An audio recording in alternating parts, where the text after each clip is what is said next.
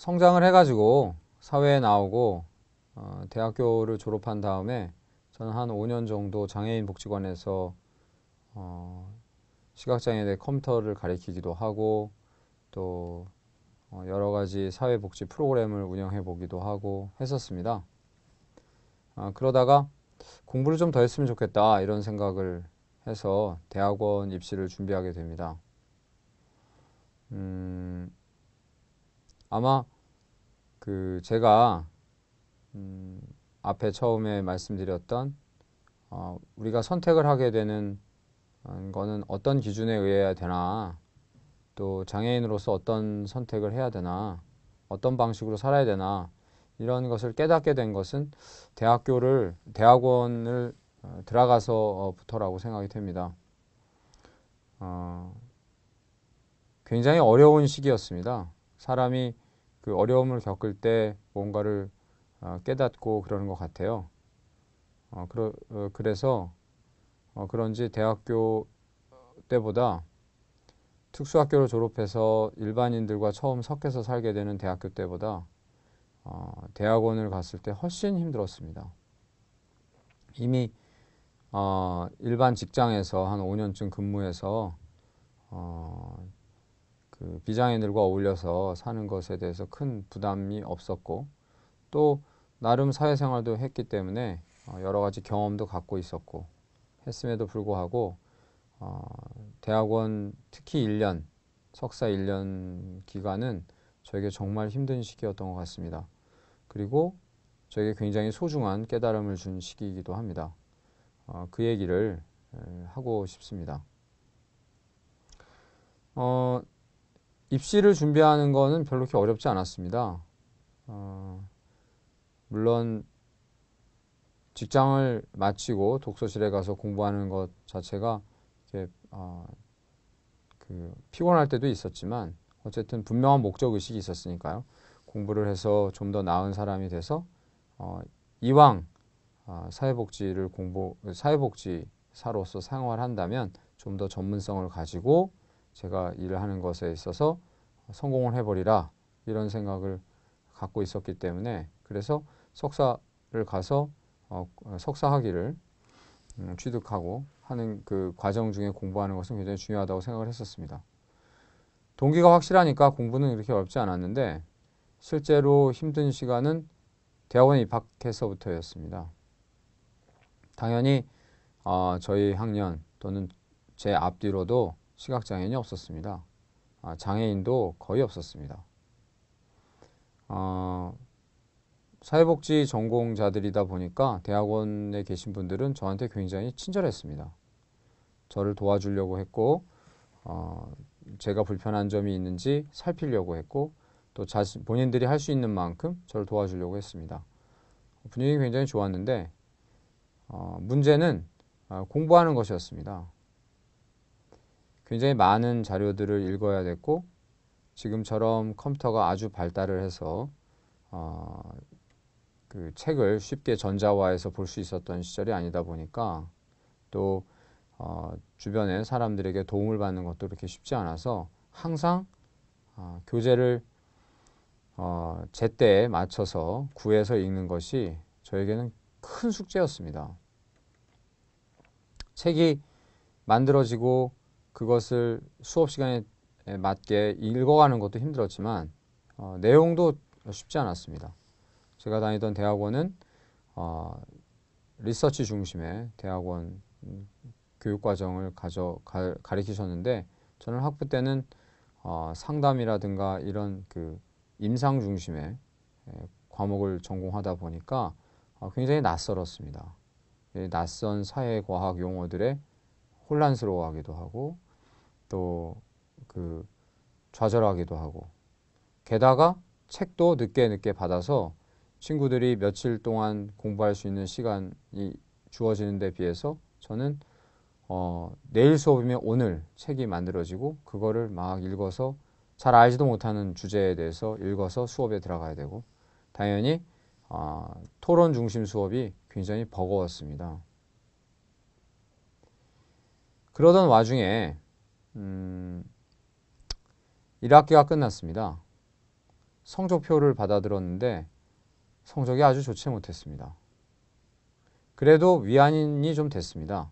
왜냐하면 학교에 입학을 해가지고 공부할 수 있는 기반도 없었고, 누가 뭐 일일이 책을 그 컴퓨터 파일로 만들어서 저한테 제때제때 주지도 못했고, 여러 가지 상황적으로 제가 공부하기가 불리했었다는 것들이 있어서 마음이 불편하지 않았습니다. 뭐 이 정도면 뭐 나쁘지 않다. 다음 학기엔 더 잘할 수 있겠지. 이제 한 학기 살아봤으니까 어떻게 살아야 되는지, 어떻게 책을 구해야 하는지, 어떻게 공부해야 되는지도 어느 익숙해졌으니까 이 학기 때는 좀 나아지겠지. 이렇게 생각을 했었습니다. 여름방학이 지나고 2학기가 시작됐습니다. 예상했던 거하고 전혀 다르게 공부는 여전히 힘들었습니다. 여전히 필요한 책은 제때 구해지지 않았습니다. 수업은 정말 시한폭탄에 초침이 돌아가는 것처럼 매주 너무나 빨리 다음 수업이 다가왔습니다. 그러던 중에 한 과목에서 제가 특히 많이 고전을 했습니다. 사회주의부터 자본주의까지 굉장히 폭넓은 이념 체계를 다루고 굉장히 관념적인 그 페이퍼들을 읽어서 수업에 참여해야 되는, 그래서 사회과학적인 기본 지식들이 충실하지 않으면 수업 내용을 쫓아가기가 굉장히 어려운 수업이었습니다. 당연히 저는 굉장히 고생을 하고 있었는데요. 읽어야 되는 자료는 제일 많았습니다. 당연히 제가 필요한 자료를 만드는데도 가장 시간이 오래 걸렸고 수업 전에 자료를 못 받는 경우도 허다했습니다. 하루는 수업에 제가 발제자로 참여를 했는데 발제를 제대로 하지 못했습니다. 그때 선생님께서 담당 교수님께서 저한테 그렇게 말씀하셨습니다. 너가 참 공부도 못하는 놈이 대학원을 와서 장애도 있는데 고생 좀 많이 하는구나. 이렇게 얘기하셨습니다. 그분 보시기에는 제가 게으르고 공부보다는 다른 데 신경을 쓰느라 수업 준비를 제대로 못했다고 생각을 하셨나 봅니다. 근데 사실 저에게는 수업 준비를 할 절대적 시간이 부족했었습니다. 하지만 선생님, 제가 사실은 교재를 자원봉사자들에게 부탁을 해서 책을 워드를 쳐달라고 해야 되고 근데 제때 못 받아서 이렇게 준비를 못했습니다. 라고 말씀드리기가 싫었습니다. 선생님에게 그런 거를 이해를 구하는 그 자체가 구차하게 느껴졌습니다. 설명을 한다 하더라도 그분이 이해해 줄 거라고 별로 기대가 되지 않았습니다. 그러면서 고민하게 됐습니다. 석사를 내가 이렇게 공부를 하고 그 이후에 공부를 한들 이게 나한테 무슨 도움이 될까? 이렇게 제대로 공부를 하지도 못하고 남들 보기에는 영 부실한 학생으로 인정도 잘 못 받는데 내가 이 공부를 과연 끌고 갈 만한 이유가 있을까? 라는 생각을 하게 됐습니다. 그런 고민을 하면서 2학기를 마쳤습니다. 성적이 나왔고 1학기 때보다 전혀 좋아지지 못했습니다. 좌절했습니다. 슬펐고요. 왜냐하면 다음 학기부터는 논문을 준비해야 합니다. 수업도 들어야 합니다. 읽어야 할 자료는 더 많아집니다. 저에게는 뾰족한 방법이 없었습니다. 지금보다 상황이 나빠질 것만 남아 있었죠. 제가 그렇다고 해서 더 공부를 잘할 수 있는 더 좋은 머리를 갖게 되는 것도 아닙니다. 암담했습니다. 가까운 선배에게 상담을 했습니다. 선배가 제 성적을 듣더니 정말 그렇게 성적이 안 좋은 거야? 라고 되물었습니다. 석사 과정 학생으로서는 받아들이기 어려운 성적이었기 때문입니다. 선배가 별로 이렇게 해줄 조언이 없더라고요. 뭐라고 하겠습니까? 성적이 안 좋게 나왔는데. 그냥 용기를 내라. 이런 그 너무 일반적인 얘기만 듣고 말았습니다. 진지하게 고민했습니다. 이제 3학기가 시작이 되는데 이 정도에서 접는 게 맞지 않을까. 괜히 3학년이 돼서 이 3학기에 가서 논문을 쓴다고 더 고생을 하고 사람들에게는 더 우스운 꼴만 보이는 게 아닐까. 아, 역시 장애인은 공부를 하는데 적합하지 않구나. 그런 얘기나 듣는 게 아닐까. 이런 생각을 하게 됐습니다. 그러면서도 결단하지 못했습니다. 왜냐하면 저는 공부를 하고 싶었고 또 분명한 목적의식이 있었거든요. 다만 공부를 제대로 할 수 있는 기반이 마련되어 있지 못했고 부족한, 열악한 기반을 극복할 만한 능력을, 탁월한 능력을 갖고 있지도 못했습니다. 3월이 됐고 3학기가 시작되었습니다. 정신없이 수업은 진행됐습니다. 전보다 훨씬 힘들었습니다. 논문을 쓰기 위한 여러 가지 과정들이 시작됐고 시험도 다가왔고 정말 그 좌절의 연속이었습니다. 어느 토요일에 수업 준비를 하고 있었습니다.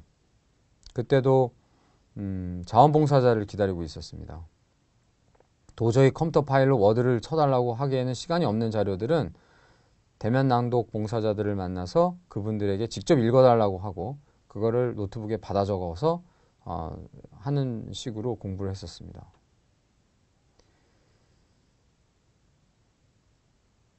설핏 졸았던 것 같습니다. 그리고 그런 생각을 하게 됐습니다. 내가 가려고 하는 이 길이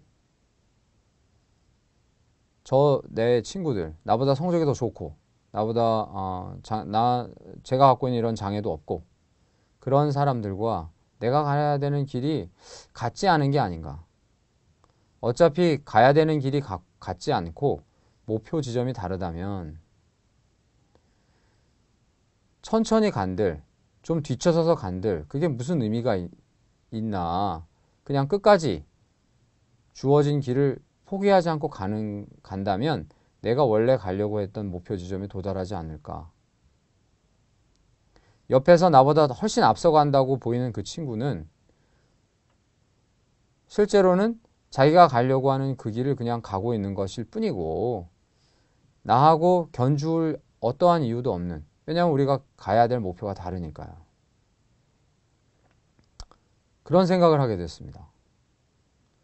또 제가 장애가 있어서 제가 책을 볼 수 없기 때문에 누군가가 워드를 쳐줘야 되고 그걸 받아서 읽는 시간이 부족해서 제가 공부할 시간이 부족한, 그거는 나의 현실이지만 그렇다고 해가지고 그런 어려움이 있다고 해가지고 내가 가려고 하는 이 길을 포기하고 돌아가거나 다른 길을 선택해야 될 이유는 못 된다 라는 생각이 들었습니다. 그런 생각을 하고 나니까 마음이 굉장히 편해지더라고요. 책이 자원봉사자분이 워드를 쳐서 책을 보내주기를 기다리는 것도 훨씬 편하게 기다릴 수 있더라고요. 그리고 공부에도 더 잘 집중할 수 있게 됐습니다. 3학기가 끝났고 성적표를 받아들었습니다. 꽤 좋은 성적을 받게 됐습니다. 논문을 썼고 석사과정을 마쳤습니다. 큰 무리 없이. 그때부터 지금까지 저는 항상 그런 생각을 합니다. 공부를 하든 일을 하든 뭐를 하든 간에 우리들은 각자의 주어진 길을 가게 됩니다. 저는 저만의 길을 가는 것이죠. 저는 저만의 목표를 추구하는 것입니다.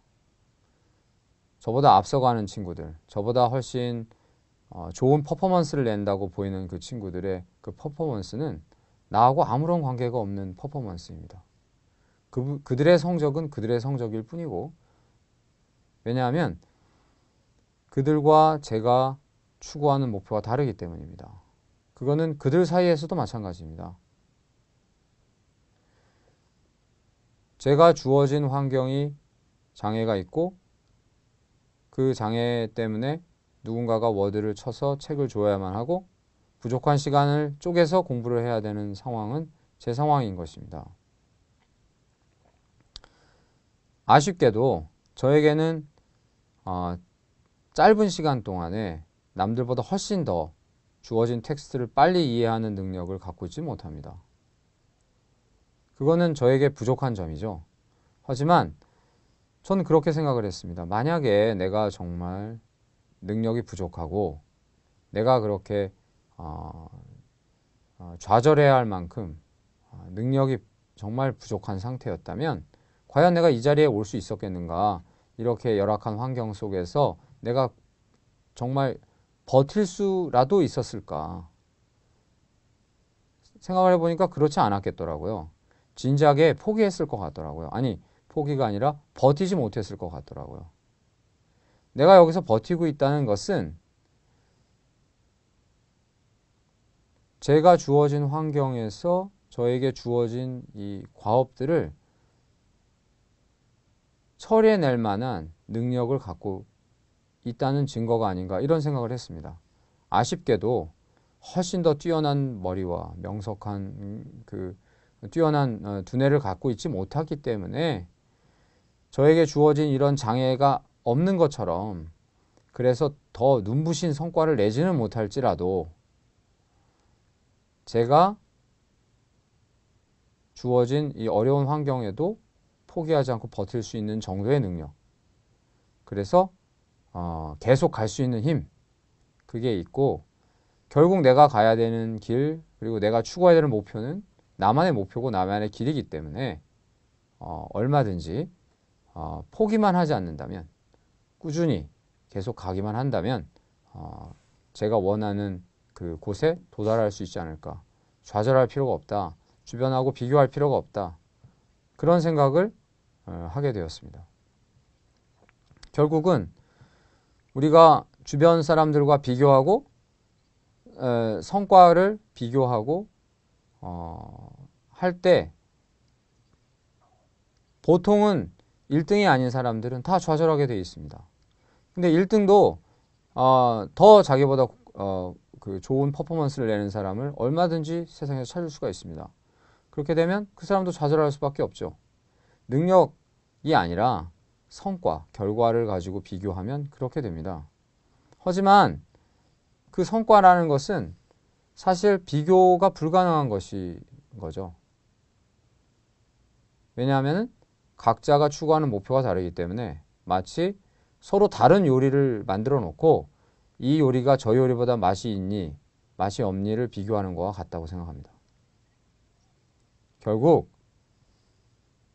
능력이 있고 힘이 있고 그래서 강한 자가 살아남는 것이 아니라 끝까지 자기에게 주어진 것을 포기하지 않는 사람이 강한 거다. 이런 생각을 갖게 됐습니다.